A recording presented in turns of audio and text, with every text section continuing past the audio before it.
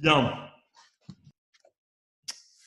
Alors, euh, c'est pas facile cette période. La vérité, c'est pas facile parce que malheureusement, on entend beaucoup de mauvaises nouvelles. Et plus ça avance, et moins on sait comment on va s'en sortir. Donc, il faut de plus en plus aller vers les vraies questions et essayer de donner un sens à tout ça. On est certain que l'issue sera bonne, à condition évidemment qu'on y mette chacun du sien et encore une fois, qu'on arrive vraiment à apprendre de cette période. Et pour ma part, comme je crois vous l'avoir déjà dit, le vrai risque de cette période, c'est que ça se termine comme ça a commencé et que finalement, il ne faudrait pas qu'elle se termine, qu'on soit pressé que ça se termine et que finalement, quand ce sera le cas, on se dise ah tant mieux, on est sorti de cela. Non, il faut que vraiment cette période nous apporte quelque chose, elle nous transforme. Et c'est ce qu'on va essayer encore une fois de faire ensemble en étudiant un petit peu. Alors, dans un précédent cours, on a parlé de la notion, je vous avais cité l'enseignement du Rav Dessler, dans lequel on expliquait la notion de miracle. Et en fait, c'est une notion qui est assez étudiée et commentée dans les textes. Et en parlant de cela avec mon jeune frère Eliaou, Lolo, que vous connaissez sans doute, il me rappelait que c'était un enseignement qu'avait donné notre Rav, le Rav Moshe Shapira, à la Vache Shalom, juste après le 11 septembre 2001. Et il avait employé l'expression qu'on avait citée, il avait dit c'est Nes les Ra'a. Nes les Ra'a, ça veut dire que c'est un miracle, mais malheureusement un miracle négatif. En fait, on a longuement expliqué cela précédemment, je pense que vous devez vous en rappeler. Et l'idée, c'était de dire qu'en fait, lorsque Hachem envoie un événement, qu'on l'ait choisi ou qu'on ne l'ait pas choisi, surtout quand on ne l'a pas choisi, mais un événement qui soit bon ou qui nous semble dur, négatif, en fait, l'idée, c'est la même. L'idée, c'est qu'Akadosh Baruch Hu, quelque part, il nous envoie des messages. Et finalement, le vrai message, eh bien, c'est de voir que c'est lui qui gère le monde et c'est lui qui dirige. Et parmi les nombreuses discussions que nous avons, en tout cas que moi j'ai eu avec un tas de personnes, parce que vraiment dans ces périodes-là, et je suis sûr que vous faites comme moi, en se parlant, en échangeant avec les uns et les autres, c'est vraiment important de remonter le moral des gens et de leur donner du courage. Et en fait,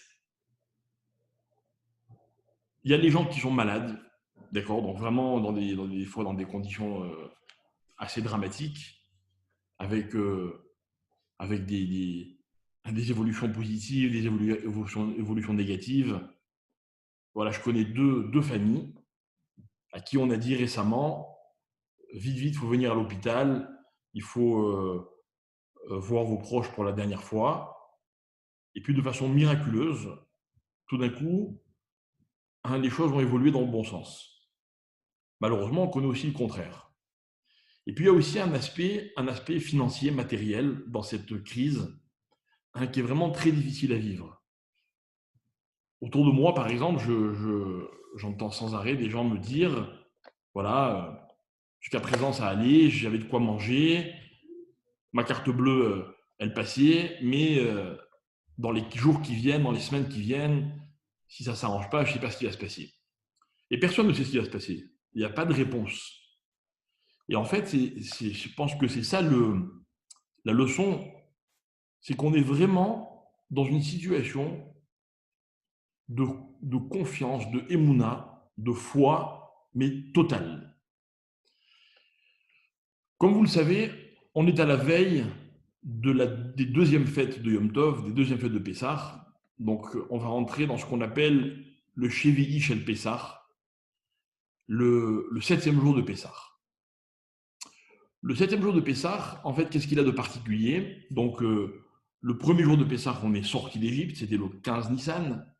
Et le septième jour de Pessah, on va arriver à la date à laquelle les Juifs ont traversé la fameuse, mer Rouge, donc qui est la mer des Jonques, pour être plus précis.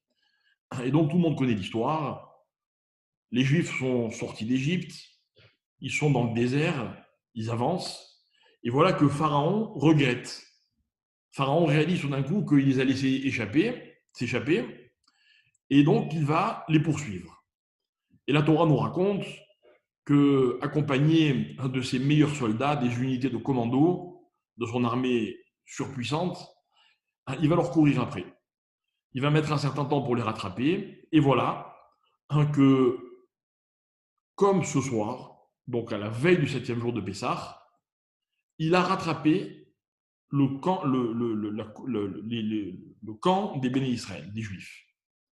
Et donc, la nuit de ce soir va être extrêmement tendue, enfin à l'époque, hein, ce soir, cette année tout va bien, hein, extrêmement tendue. On a les Juifs qui sont évidemment affolés, les Égyptiens derrière qui s'apprêtent à les attaquer, et devant eux, la mer Rouge. Donc, impossible de la franchir, il n'y a aucun moyen de se jeter à l'eau, il n'y a a priori aucune issue possible. On se demande bien qu'est-ce qui va se passer. Les béné Israël, les Juifs, vont douter. Certains vont aller voir Moshe en disant: Moïse, tu vois, on aurait mieux fait de rester en Égypte, retournons en Égypte, rendons-nous. D'autres qui disent: non, non, non, on a confiance, Dieu va sûrement faire un miracle, et il va y avoir un miracle. Et à ce miracle, il y a deux versions. Il y a la version qu'on va étudier ensemble, et il y a une autre version, une version que mon père affectionnait particulièrement. C'est la version d'un petit garçon qui rentre de l'école, et son père lui dit: alors, qu'est-ce que tu as appris aujourd'hui? Alors le petit garçon dit à son père: notre rave, notre maître, nous a raconté l'histoire de la sortie d'Égypte. Ah, il dit: bon, c'est bien, raconte-moi. Alors le petit garçon dit: voilà, les Juifs sont sortis d'Égypte, ils ont commencé à traverser le désert. Là-dessus, les Égyptiens leur ont couru après. Ils les ont rattrapés juste au bord de la mer Rouge. Et là, c'est la panique. D'un côté, la mer, de l'autre côté, les Égyptiens. Les Juifs n'ont pas où aller. Alors le papa est impatient d'entendre la suite. Il dit: alors, qu'est-ce qui s'est passé? Il dit: à ce moment-là, les Américains sont arrivés avec des F-16, avec des missiles. Ils ont explosé tout le camp des Égyptiens et les Juifs ont eu la vie sauve. Alors le père regarde son fils, il dit: moi, t'es sûr que c'est comme ça que ça s'est passé? Alors le petit regarde son père et il lui dit: écoute papa, tu as raison, ça s'est pas passé comme ça, mais si je t'avais raconté ce que le Rav nous a raconté, tu ne m'aurais jamais cru. Donc ça veut dire qu'en fait, cette histoire, même quand on la raconte, elle paraît incroyable. Et pourtant, elle s'est passée. Alors qu'est-ce qui s'est passé? Il s'est passé que la mer s'est ouverte. La mer s'ouvre. Comment est-ce que la mer s'ouvre? Donc je vous rappelle les détails. À un moment, Moshe se met à prier et Dieu lui dit: écoute Moshe, ce n'est pas le moment de prier, c'est le moment d'avancer. Donc les Juifs vont tout simplement avancer, ils vont marcher et ils vont se jeter à l'eau. Un homme qui va devenir célèbre, Nachshon ben Aminadav, va marcher le premier, il va rentrer dans l'eau va arriver jusqu'à ses chevilles, jusqu'à ses genoux, jusqu'à sa taille, jusqu'à ses épaules, jusqu'à sa bouche, et il continue d'avancer, persuadé que le miracle va arriver. Et voilà que lorsque l'eau le recouvre quasiment entièrement, il a le nez et la bouche dans l'eau, voilà que la mer va s'ouvrir. La mer s'ouvre, les Juifs traversent la mer, les Égyptiens arrivent au galop, et au moment où les Juifs sont en train de traverser la mer Rouge, les Égyptiens eux-mêmes s'engouffrent dans cette ouverture, ou dans laquelle finalement on marche à pied sec dans un endroit qui quelques instants avant était encore la mer. Et lorsque le dernier des Juifs est arrivé sur l'autre rive, la mer se referme et la mer va engloutir tous les Égyptiens.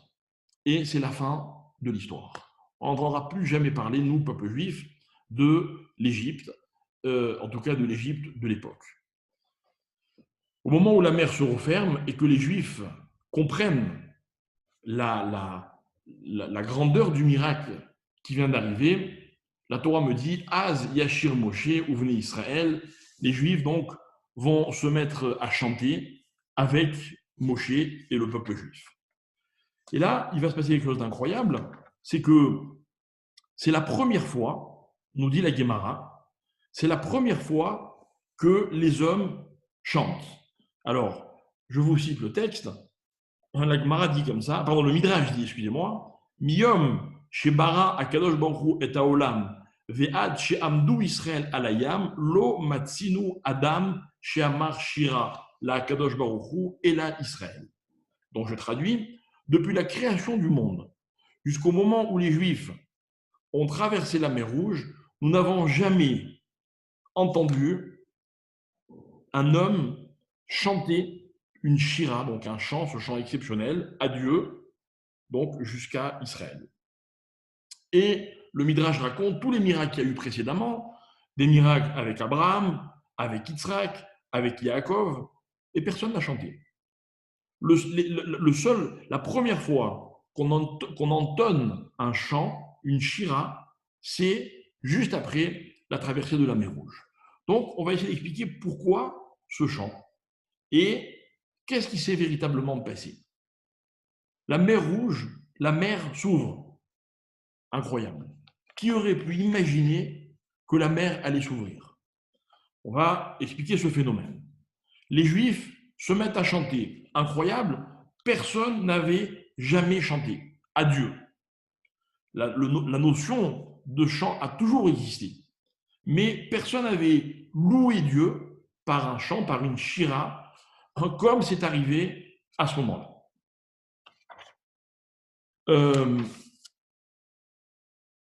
Nos maîtres nous expliquent, et donc là aussi on est dans le Midrash Rabbah, nos maîtres nous expliquent un petit peu comment les choses se passent. Voilà que les Juifs sont devant la mer Rouge. Alors, Moshe, je vous l'ai dit un instant, prie, et Dieu lui dit, avance. Alors au début, que fait Moshe? Il prend son bâton, le fameux bâton de Moshe, qui a été son compagnon pendant de nombreuses aventures. C'est avec le bâton que Moshe a provoqué littéralement les 10 plaies d'Égypte. Et voilà que ce bâton magique, bien que nous ne croyons pas à la magie, ce bâton il a une histoire incroyable. Ce bâton, Moshe le lève et il dit à la mer Rouge, « Mer, ouvre-toi. Ouvre-toi. » Alors, le texte dit comme ça, je vous cite, Dieu dit à Moshe, avance et ouvre la mer avec ton bâton. Voilà, excusez-moi. Avance, Dieu parle à Moshe, avance et ouvre la mer avec ton bâton. Alors Moshe lui répond et il lui dit, mais la mer ne peut pas devenir sèche. Comme tu dis dans les versets, et Moshe lui rapporte un verset des prophètes où on voit que la mer, elle est faite pour être mer. Alors Dieu lui répond, il dit, non, mais tu as mal lu. Enfin, ce que tu dis est juste, mais va plus loin, plus haut dans la Torah, remonte à la création du monde. Dans le 9e verset de la Torah, il est écrit que j'ai créé les océans et j'ai créé les continents. Et si tu lis correctement, tu remarqueras que à ce moment-là, au moment de la création des océans, j'ai fait un pacte. J'ai fait ce qu'on appelle un tnaï. J'ai créé la mer à condition. Et voilà quel est l'accord qui a été scellé entre la mer et moi. J'ai dit à la mer, je te crée, mais lorsque les Juifs sortiront d'Égypte, il faudra que tu t'ouvres. Est-ce que tu es d'accord? Et la mer a dit, je suis d'accord. Alors Dieu a créé la mer. Donc, ce moment est arrivé. Maintenant, la mer doit s'ouvrir. Alors, le Moshe va voir la mer et lui dit, mère, tu as entendu ce que Dieu a dit, il faut que tu t'ouvres. la mère dit à Moshe, mais qui tu es toi pour me dire de m'ouvrir? Alors il dit, ben, je suis Moshe, envoyé de Dieu. Et la mère lui répond, mais moi je suis la mère, créée par Dieu aussi. D'ailleurs, toi, homme, tu as été créé le 6e jour. Moi, la mère, j'ai été créé le 3e jour. Tu es plus jeune que moi, tu n'as pas à me dire quoi faire. Moshe n'a rien à répondre. Il se tourne vers Dieu et Dieu accompagne Moshe et ils tiennent le bâton ensemble, Moshe et Dieu, et en levant le bâton et en l'abattant sur la mer n'a pas d'autre choix que d'écouter l'ordre de Dieu et la mer s'ouvre.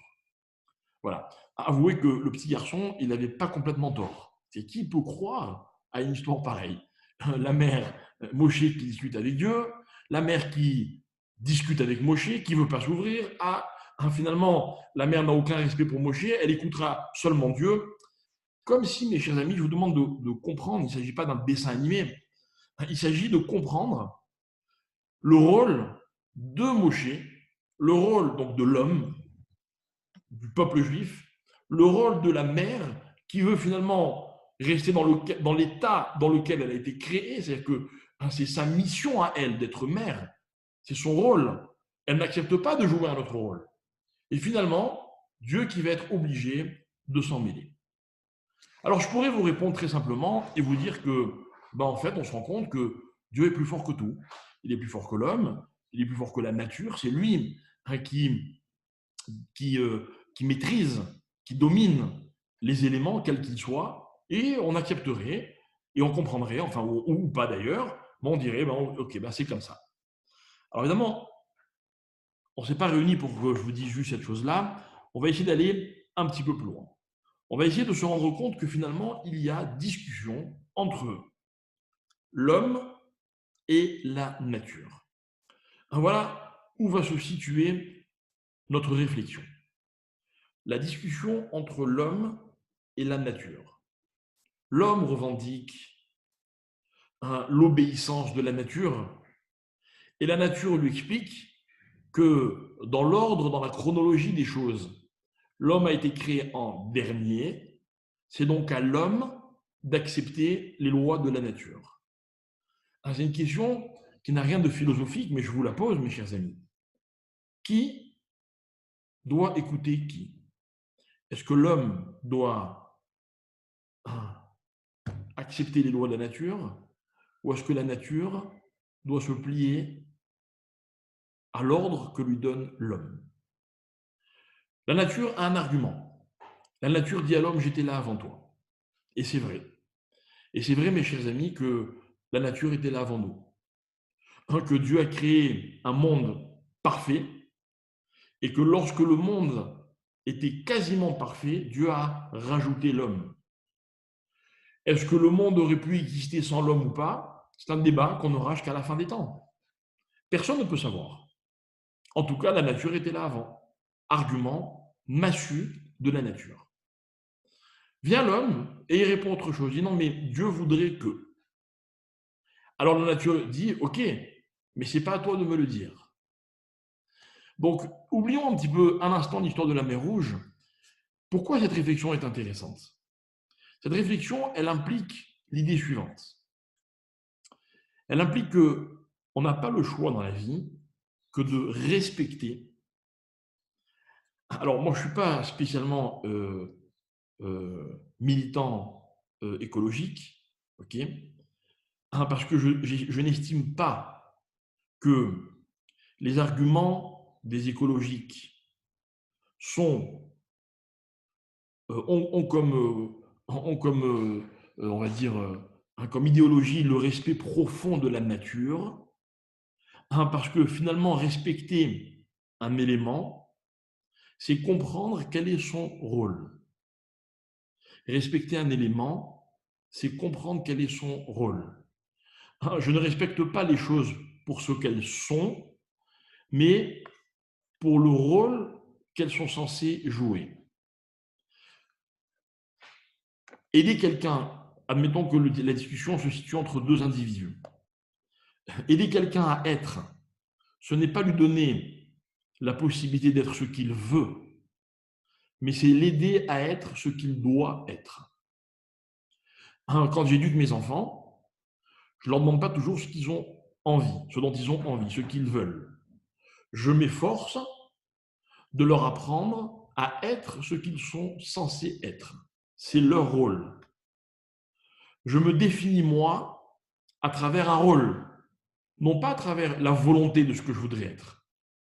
Donc, par rapport à la nature, je vais avoir la même approche. Quel est le rôle de la nature? C'est vrai, quand on lit la Torah, on peut être surpris de ce que, par exemple, dans le temple, dans le Beth Amikdash, on apportait des sacrifices. C'est ce que c'est un sacrifice? On prenait un animal, on l'abattait, et c'était le sacrifice. C'est ça, respecter la nature. Dans la Torah, on nous dit par exemple que, à certains moments, ou sous certaines conditions, on doit manger de la viande. C'est une mitzvah. Et si j'ai envie de respecter l'animal, donc toute la réflexion va être de savoir, est-ce que respecter l'élément, c'est respecter ce qu'il est ou lui donner son rôle? Voilà quelle est la conviction de la Torah à travers les paroles de nos maîtres, de nos sages. On va définir le rôle de chaque chose et on va aider l'élément à être dans son rôle. Ainsi, j'aide autrui à être ce qu'il est censé être, peut-être pourrais-je prétendre que je suis dans mon rôle. Ainsi, je consomme un animal parce que j'ai le sentiment de donner un rôle à l'animal, alors je suis dans le mien. Évidemment, si c'est pour me faire plaisir, évidemment, si c'est pour exister à la place de l'autre, ben on n'a rien gagné parce que du coup, c'est moi qui risque de ne pas être dans mon rôle. Donc, vous comprenez que la discussion, elle est d'une extrême importance et une extrême profondeur. Donc, voilà en quoi la Torah m'aide, elle me resitue dans le rôle qui est censé être le mien. Et ce rôle-là dépend aussi de ma capacité à aider les autres à être dans leur rôle. Je vais vous donner un exemple très simple. Il m'est arrivé de convaincre des gens d'observer les mitzvot, d'observer la religion. Peut-être devrais-je avoir des scrupules de convaincre les gens de faire autre chose que ce qu'ils avaient prévu de faire, autre chose que ce qu'ils auraient peut-être envie de faire. On me demande, a-t-on le droit de ceci ou de cela? Et je dis, non, on n'a pas le droit. J'empêche les hommes de faire ce qu'ils auraient peut-être envie de faire. Mais ne vous faites pas de soucis pour moi. Je suis convaincu d'être dans mon rôle quand j'aide autrui à être dans son rôle. Voilà la notion d'enseignement. Voilà dans quelle mesure ce qu'on va appeler l'influence est une notion positive. Quand, à condition, et seulement à cette condition, j'aide mon prochain à être dans son rôle. On va se tourner vers une autre histoire, une histoire que nous raconte le Talmud dans le traité de Choulin, avec un homme que vous connaissez peut-être.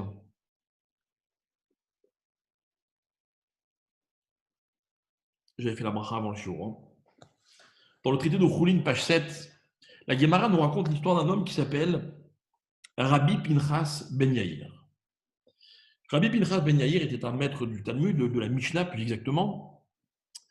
Et voilà qu'un jour, il est en route pour accomplir une mitzvah. Il va délivrer des prisonniers. Donc, vous savez comment ça se passait à l'époque. Des gens étaient kidnappés et pour les libérer de leur captivité, il fallait payer une rançon. Rabbi Pinchas va ramasser la somme qu'il fallait pour libérer ses prisonniers et il va donc vers les ravisseurs pour faire l'échange. Et voilà qu'en chemin, il arrive à la route passée par un fleuve. Et au bout de la route, il n'y avait pas de pont. C'est-à-dire qu'il était impossible pour Rabbi Pinchas Ben Yair de traverser le fleuve.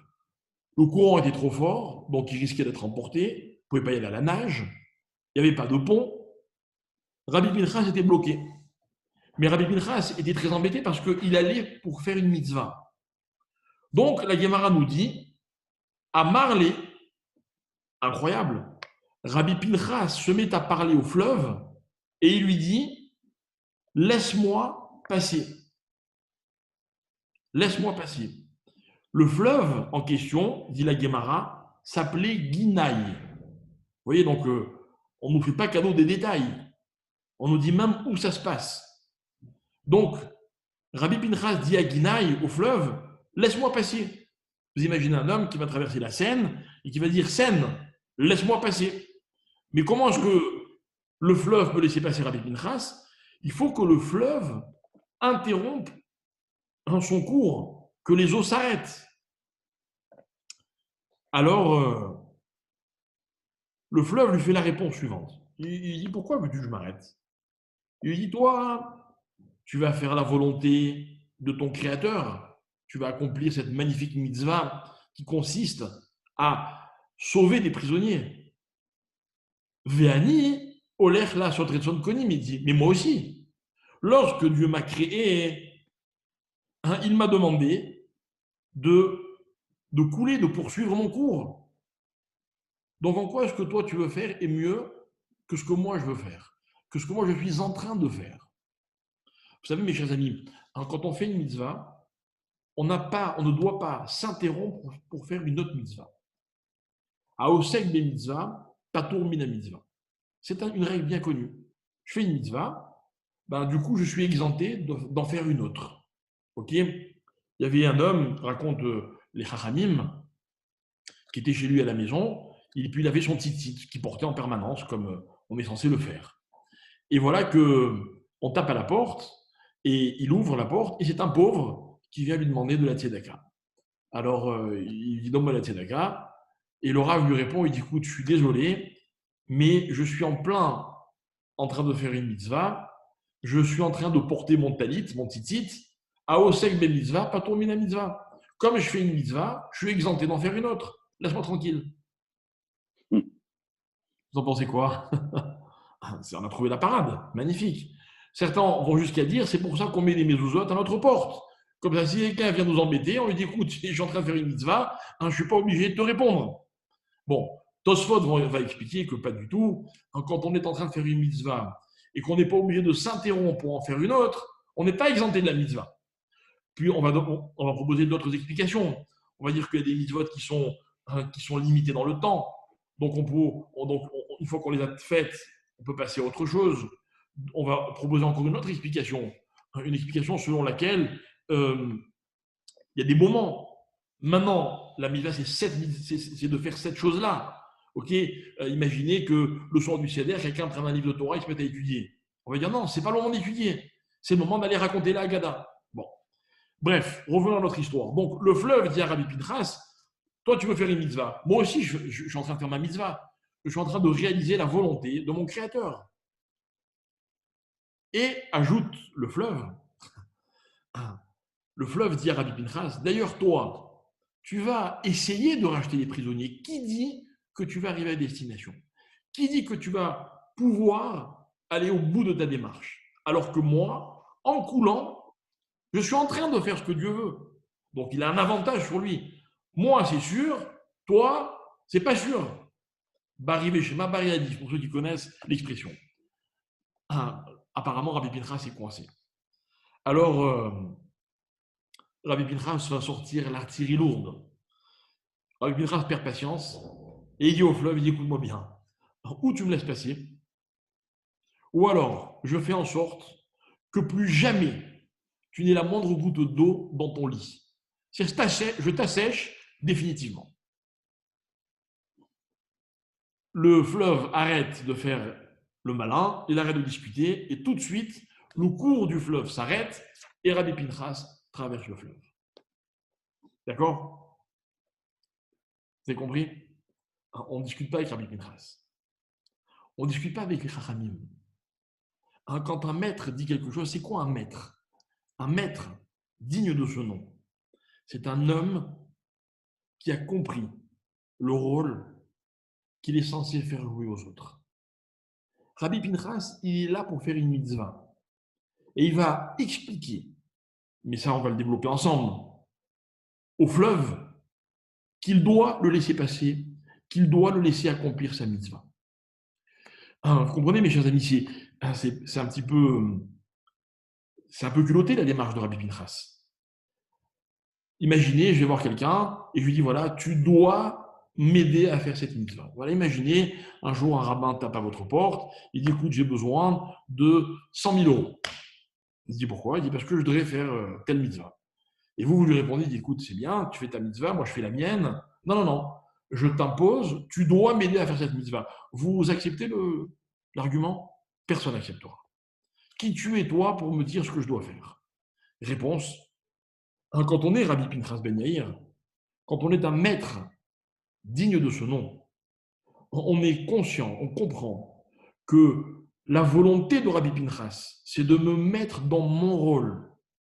Moi, je vous dis franchement, mes chers amis, si quelqu'un un jour est capable de venir me dire, voilà ce qu'on attend vraiment de toi, voilà ce que tu dois faire, voilà ce que tu dois être, je serais fou de ne pas l'écouter. Donc, quelle est cette explication que fournit Rabbi Pinchas au fleuve? Écoutez bien, on va répondre à cette question en posant une autre question, une question cette fois-ci sur Rabbi Pinchas. Rabbi Pinchas dit au fleuve, si tu ne me laisses pas passer, je t'assèche définitivement. Demande les Chachamim, les commentateurs, pourquoi est-ce que Rabbi Pinchas ne l'a pas menacé de l'obliger à le laisser passer? C'est-à-dire, il ne lui dit pas, si tu ne me laisses pas passer, je t'oblige et je vais arrêter ton cours. Non, il lui dit, tu ne pourras plus jamais avoir d'eau. Ce n'est pas la peine de s'énerver. Rabbi Pinchas, si ce qu'il voulait s'était passé, il pouvait forcer le fleuve à le laisser passer, vous comprenez? S'il est capable de le forcer, de faire en sorte que le fleuve n'ait plus jamais d'eau, a fortiori, il est capable de l'assécher juste le temps de passer. Donc pourquoi cette menace de l'assécher définitivement? Voilà la question que se pose les Chachamim. Et la réponse, mes chers amis, elle va être la direction que nous voulons donner à notre réflexion. Le Rav Chaim Friedlander, dans un livre bien connu qui s'appelle le Siftei Chaim, va expliquer la chose suivante. Il va nous dire comme ça. La réponse de Rabbi Pinchas n'est pas une menace. Rabbi Pinchas n'est pas en train de jouer au dur avec le fleuve. Rabbi Pinchas n'a pas comme ambition de prouver à la nature qu'il est plus fort qu'elle. C'est pas ça l'enjeu, mes chers amis. Le débat entre l'homme et la nature ne doit jamais être de prouver qui est le plus fort. Parce que, et je vous laisserai avec la question, qui est plus fort, l'homme ou la nature? Alors, voilà quelle est l'approche de Rabbi Pinchas. Rabbi Pinchas va convaincre le fleuve que la raison pour laquelle le fleuve a été créé n'est pas de pouvoir laisser couler l'eau en prétendant que c'est ce que Dieu attend du fleuve.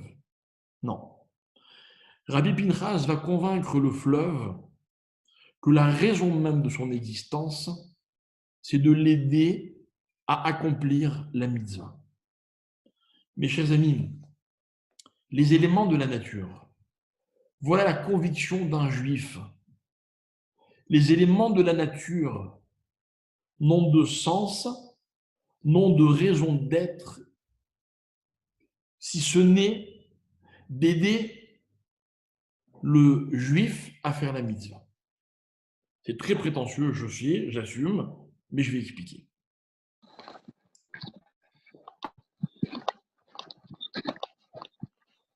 L'idée de Rabbi Pinchas, ce n'est pas juste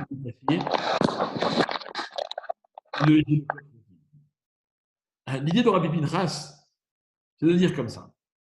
Si tu ne me laisses pas passer, donc tu ne me m'aides pas à accomplir ma mitzvah, tu n'as aucune raison d'exister. Donc, il n'y aura plus jamais d'eau qui coulera chez toi. Vous comprenez? Si tu m'aides, alors tu as une raison d'exister. Donc l'eau va continuer à couler. Mais si tu ne m'aides pas, c'est pas que je te menace. Je ne suis pas en train de te prouver que je suis plus fort que toi. Mais du coup, tu n'as plus aucune raison d'exister. Donc il n'y aura plus jamais d'eau qui va couler chez toi. Alors le fleuve comprend et il dit à Rabbi Minchas, ah d'accord, c'est pour ça que j'existe. Alors je te laisse passer. Voilà, mes chers amis, pour expliquer ce que je viens de vous dire, je vais vous citer un autre verset. Excusez-moi de prendre le texte. Nous allons donc revenir vers l'histoire de la mer Rouge, avec un verset incroyable, le plus beau verset de toute cette histoire. La Torah nous raconte, que les Juifs sont en panique, que les Juifs avancent et que tout d'un coup la mer s'ouvre. C'est la Torah qui le dit. La mer s'ouvre, les Juifs passent, il y a comme des murailles à leur droite et à leur gauche. Et les Midrashim vont expliquer qu'il y a eu des arbres fruitiers, etc., etc. Bref, peu importe, ce n'est pas le sujet. Et une fois que les Juifs sont passés et que les Égyptiens se sont engouffrés à l'intérieur de la mer, la Torah dit comme ça. Vayomer Hachem el Moshe, Dieu dit à Moshe, étends ta main. Donc Moshe va de nouveau étendre la main avec son bâton. Et il lui dit, et ramène les eaux sur les Égyptiens. Vayet Moshe et Yado. Alors Moshe étend la main vers la mer. Écoutez bien.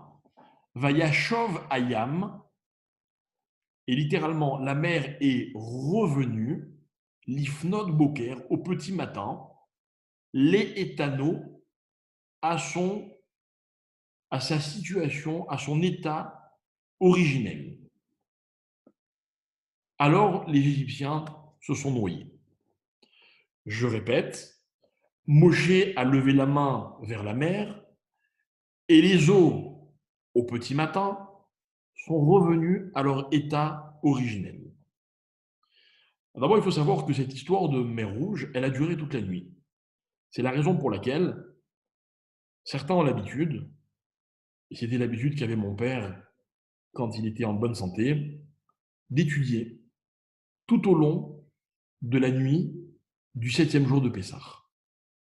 Et, si possible, d'aller réciter devant la mer le chant qu'ont donné les Juifs au moment où la mer s'est ouverte et s'est refermée.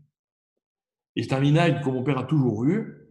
Et quand maintenant il n'était plus en forme, il n'avait plus vraiment la santé, alors au moins il étudiait jusqu'à la moitié de la nuit, l'heure qu'on appelle Chatzot, le minuit vrai. Et à Chatzot, il allait réciter Aziashir Moshe devant, alors s'il était près de la mer, il allait devant la mer, sinon il allait devant un cours d'eau. Je me rappelle quand on était à la montagne et qu'on passait les fêtes à la montagne, il y avait un petit ruisseau qui coulait à 1 kilomètre de la maison et on allait, donc au début c'était à 5 heures du matin, puis après c'était plutôt vers minuit et on récitait, mais même s'il n'y a pas de cours d'eau là où vous habitez et que vous pouvez étudier ou tenir jusqu'à Chatzot, le minuit vrai, c'est bien à ce moment-là de chanter Aziashir Moshe. Quand il était grand-main de Marseille, je me rappelle qu'il donnait cours toute la nuit et vers 1 heure avant le lever du jour, tout le monde allait jusqu'au Vieux-Port, puisque la grande synagogue de Marseille n'était pas loin du Vieux-Port. On descendait la rue Breteuil, c'était des dizaines, on était plus que 100. On descendait, donc les gens qui nous ont croisés étaient très étonnés de voir à cette heure-ci un groupe aussi important. On arrivait devant le Vieux-Port et on chantait Aziashir Moshe. Et on s'est rendu compte une année que l'endroit où on allait tous les ans réciter le Aziashir Moshe, c'était un quai du Vieux-Port, et à ce quai était amarré un bateau, tenez-vous bien, authentique, qui s'appelait le Pharaon.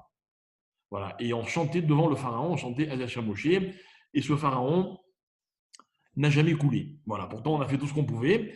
En tout cas, c'est donc un très beau miracle. Pourquoi? Parce que c'est pendant la nuit que la mer s'est ouverte et au petit matin que la mer s'est littéralement refermée. Donc, revenons à notre histoire. Vayashov Ayam, la mer est revenue, les éthanaux, à son état d'avant. D'accord? Les éthanaux.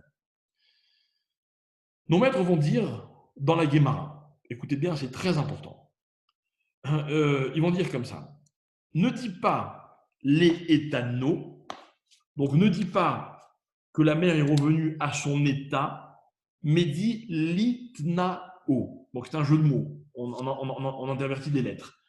La mer est revenue, Vayashov Ayam, elle est revenue, l'itnao. Nao, ça veut dire la condition.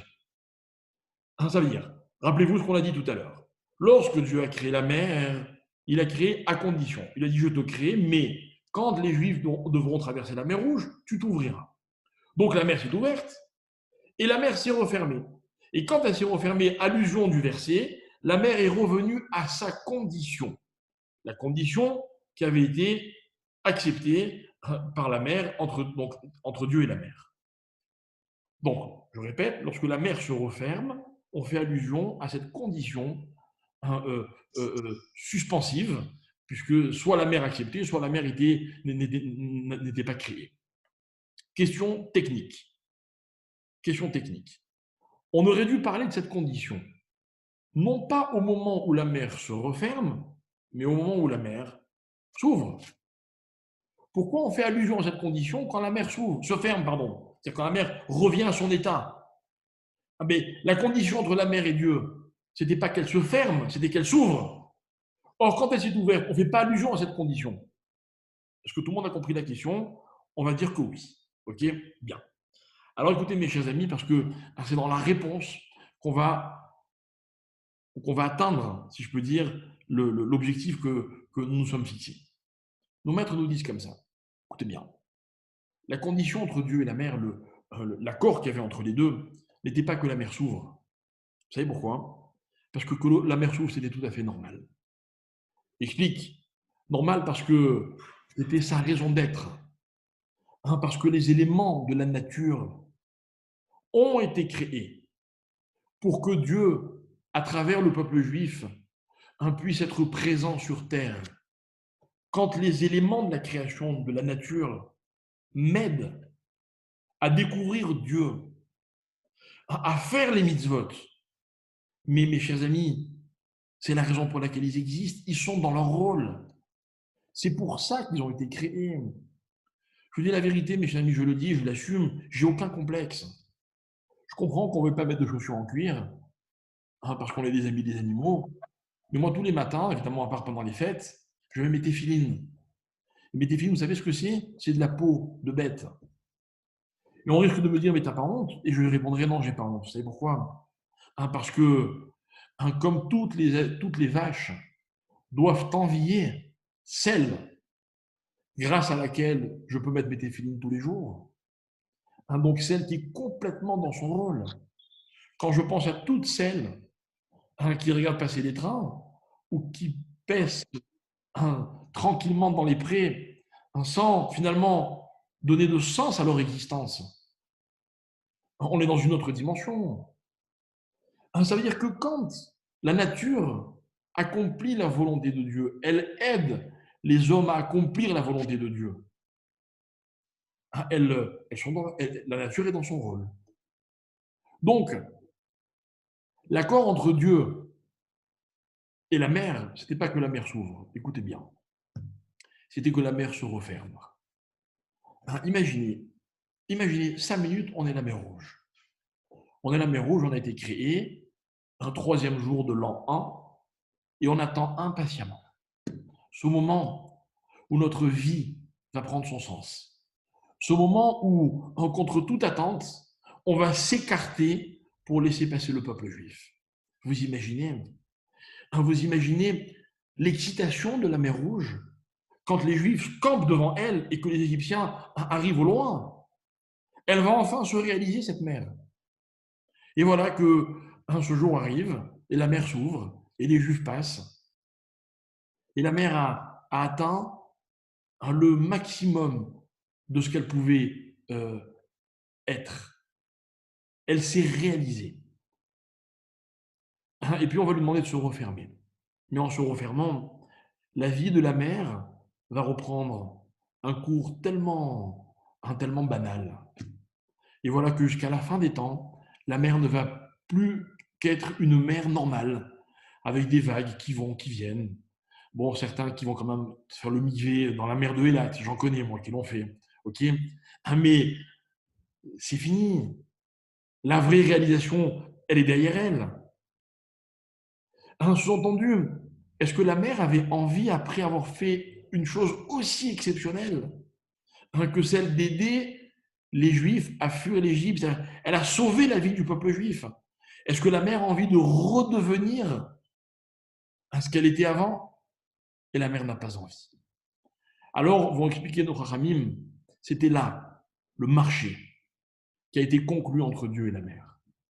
Après avoir laissé les Juifs passer, je te demande, a dit Dieu à la mère, je te demande de redevenir la mère, tout simplement.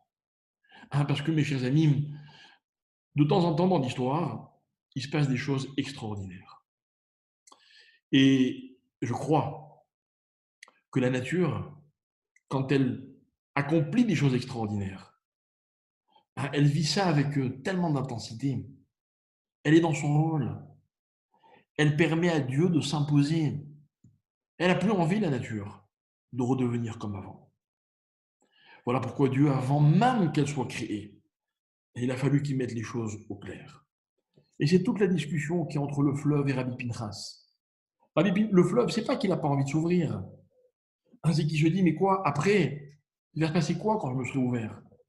Je redeviendrai un fleuve comme tous les autres? Et Rabbi Pinchas lui dit, oui, tu n'as pas le choix. Parce que si tu ne me laisses pas passer maintenant, alors finalement, ça voudra dire que tu n'as jamais existé. Donc, l'existence de la mer rétroactivement prend son sens quand elle rend service à celui qui veut faire une mitzvah, et puis après, elle reprend son cours normal. Voilà, mes chers amis, si un jour dans votre vie, vous avez accompli des choses extraordinaires, on sait que le plus dur, c'est redevenir quelqu'un de normal. C'est tellement plus difficile. On a tous un jour ou l'autre l'occasion de briller. Sommes-nous capables, après, de redevenir des gens normaux? Mais ça, c'est un autre débat, ce n'est pas celui de ce soir. Celui de ce soir, c'est la nature. On a parlé de miracles. On a commencé notre propos en parlant de miracles. Alors, mes amis, moi, je vous pose une question. Le miracle de la mer Rouge, c'est quoi? Est-ce que le miracle, c'est que la mer se soit ouverte, ou le miracle, c'est que la mer se soit refermée? Et voilà toute la discussion qui est entre les Chachamim et la nature.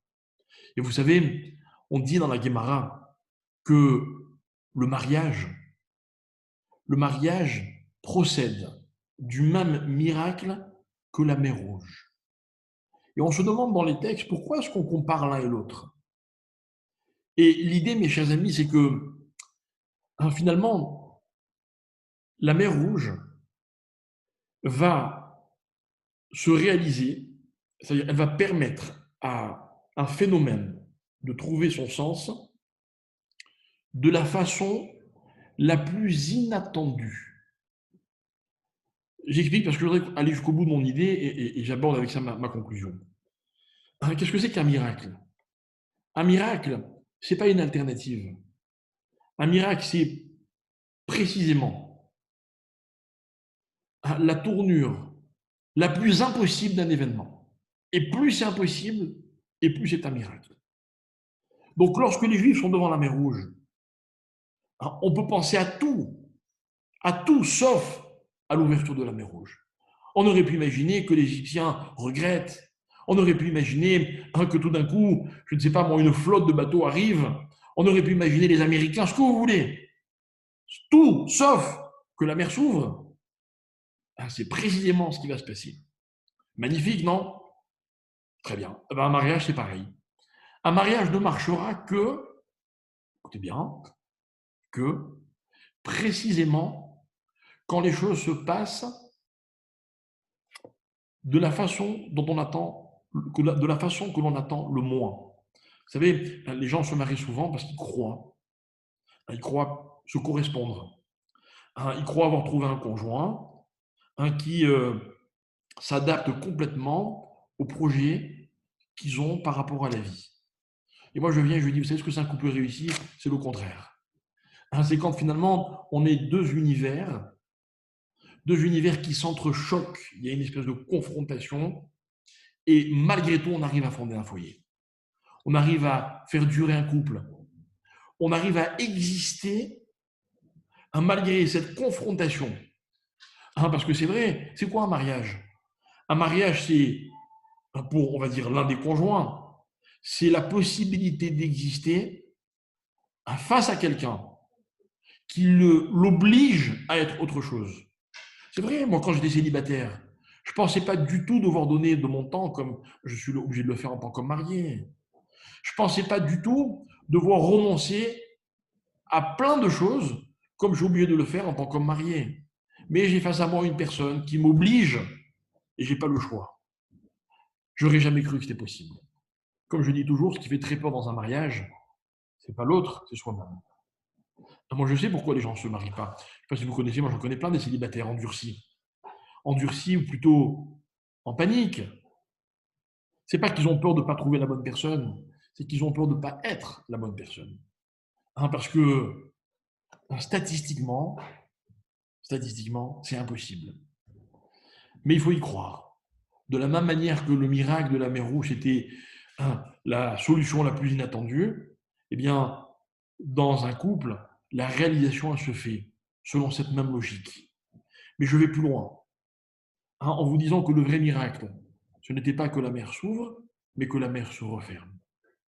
Et je vous rappellerai que les Juifs ont chanté, non pas quand la mer s'est ouverte, mais après que la mer se soit refermée. Comme pour nous dire que c'est là qu'ils ont compris la puissance et la présence de Dieu. Nos maîtres ont expliqué que la raison pour laquelle personne n'avait chanté jusqu'à la traversée de la mer Rouge, c'est que personne n'avait vu Dieu de façon aussi claire que les Juifs devant la mer Rouge. Et pas quand elle s'est ouverte, mais quand elle s'est refermée. Vous vous rendez compte? Ni Abraham, ni Yitzhak, ni Yaakov, ni même Moshe, personne. Moïse, il a parlé avec Dieu. Rappelez-vous l'histoire du buisson ardent. Ils sont parlés comme des amis.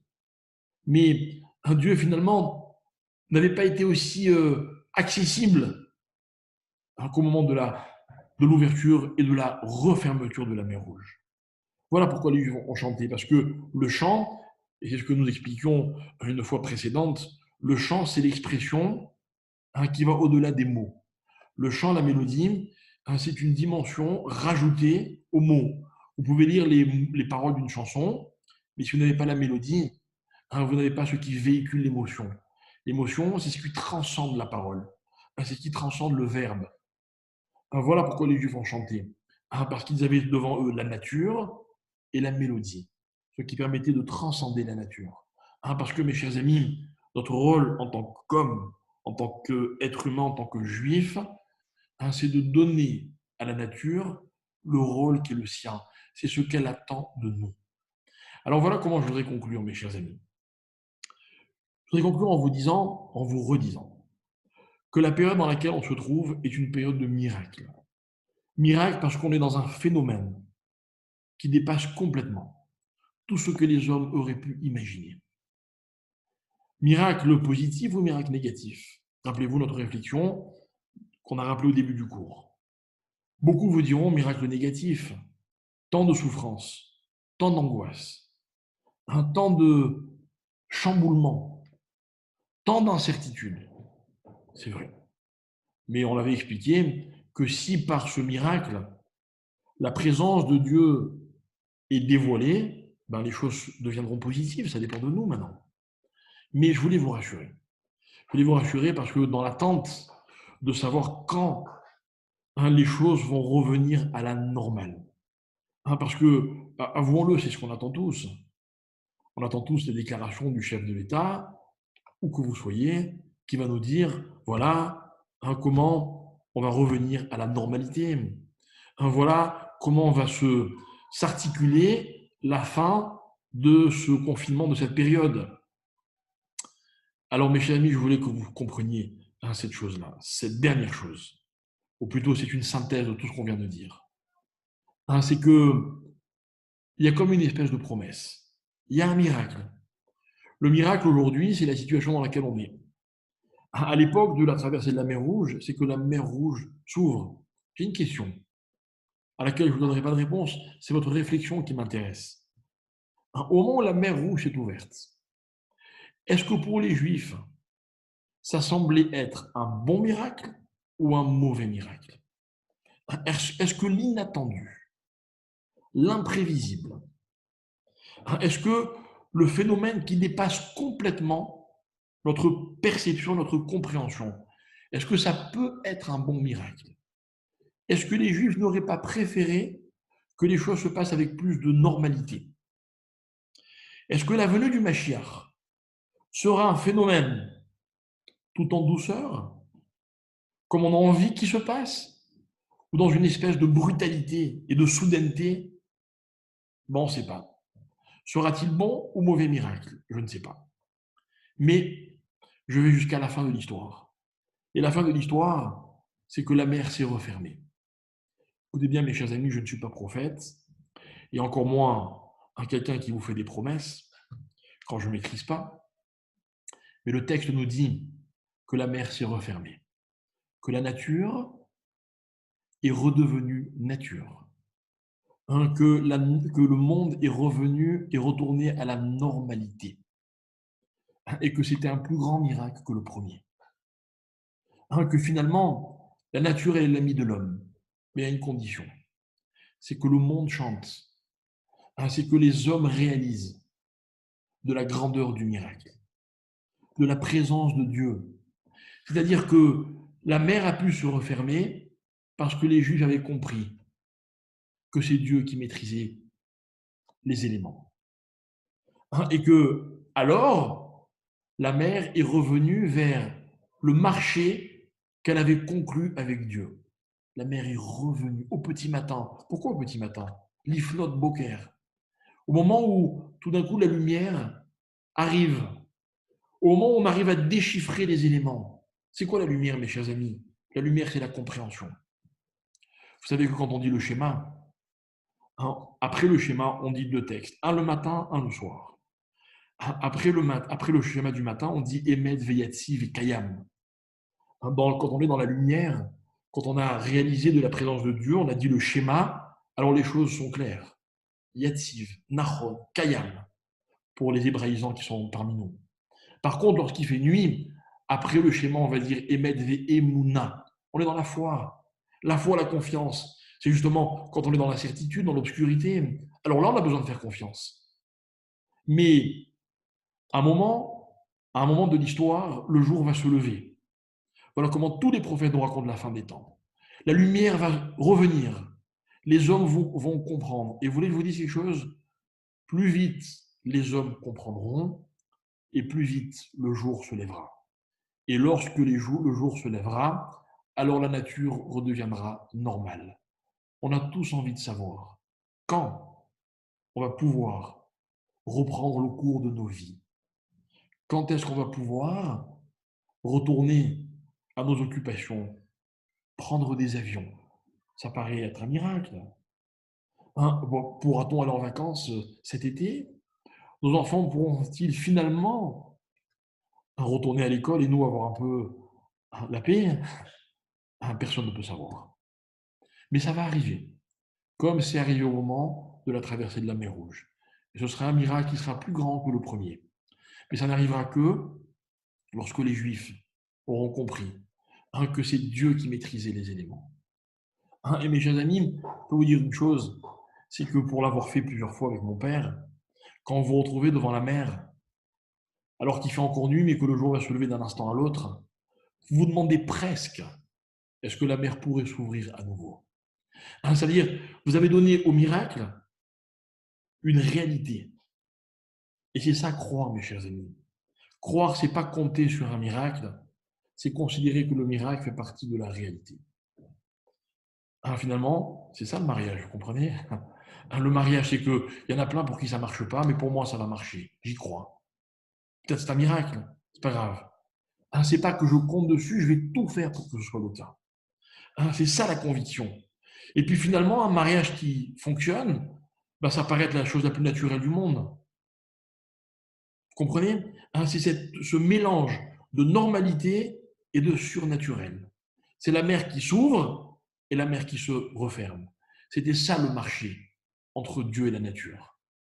Au moment où dans l'histoire, Dieu aura besoin de la nature, aura besoin que toute la nature se mette au diapason, pour que Dieu prouve à l'humanité que c'est lui qui maîtrise. Alors la nature s'exécutera. Mais la nature aura accepté qu'après, elle retrouve ses lois, ses règles. Donc mes chers amis, je pense que c'est une excellente nouvelle. Dans quelques heures, nous allons lire la paracha de la mer Rouge, de l'ouverture de la mer Rouge, même si on est confiné, même si on n'est pas avec Minyan.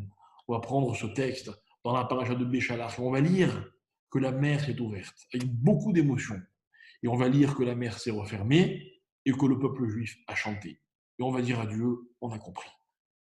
Et lorsque Dieu sera convaincu que nous avons compris, alors on pourra faire des shurim, non pas par Zoom, mais on pourra s'embrasser avant le shiur, s'embrasser après le shiur, Après. retrouver et repasser des moments normaux, tous ensemble. Tous ceux qui ont été malades, qui sont malades, vont guérir, les Hashem, et tous ceux qui sont Merci. en bonne santé, et j'ai Amen. Amen. franchement hâte d'arriver à ce moment-là et de vous retrouver. Voilà, Chag Sameach, et si Dieu veut, à très bientôt. Sameach, Hazak. Hazak, Hazak. Magnifique, magnifique. Je n'ai aucun mérite pour l'inventer. Pour tout.